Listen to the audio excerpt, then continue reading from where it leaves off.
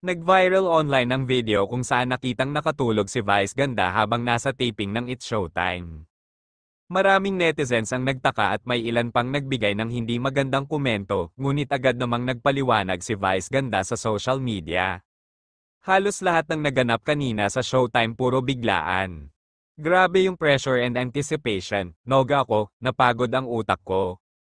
Kaya ayon, nakatulog ako during commercial, pahayag ni Vice Ganda. Ayon sa komedyante at TV host, hindi raw ito sadya, kundi dala ng matinding pagod at pressure na kanilang nararamdaman habang pinapaganda ang palabas para sa madlang people. Hindi rin kaila na araw-araw ay live show ang It's Showtime, kaya't hindi maiiwasang may mga pagkakataon talaga na bumigay ang katawan kahit gaano ka-professional ang artista. We're really trying our best to give you a good show. Every day we try, because the madlang people deserve it, dagdag pa niya. Sa kabila ng ilang pambabatikos, mas marami pa rin ang nagpakita ng suporta kay Vice Ganda. Ayon sa mga fans, tao rin naman si Vice at normal lang mapagod lalo na't ilang taon na itong walang patid sa trabaho sa telebisyon. Pasensya na po, tao lang din kami, pero sa bawat ngiti na naibibigay namin sa madlang people, sulit lahat ng pagod, laban lang, ang nangyari kay Vice Ganda ay paalala sa ating lahat na kahit mga sikat at matagumpay na tao, napapagod at nangangailangan din ng pahinga, mas pinili ni Vice na maging totoo at ipaliwanag sa publiko ang tunay na dahilan kaysa manahimik lang, isang bagay na pinahanga lalo ng kanyang mga taga-suporta. Nag-viral online ang video kung saan nakitang nakatulog si Vice Ganda habang nasa taping ng It's Showtime. Maraming netizens ang nagtaka at may ilan pang nagbigay ng hindi magandang komento, ngunit agad namang nagpaliwanag si Vice Ganda sa social media. Halos lahat ng naganap kanina sa Showtime puro biglaan. Grabe yung pressure and anticipation, noga ako, napagod ang utak ko. Kaya ayon, nakatulog ako during commercial, pahayag ni Vice Ganda.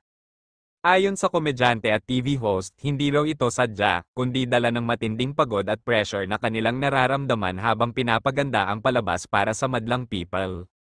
Hindi rin kaila na araw-araw ay live show ang It's Showtime, kaya't hindi maiiwasang may mga pagkakataon talaga na bumigay ang katawan kahit gaano ka-professional ang artista.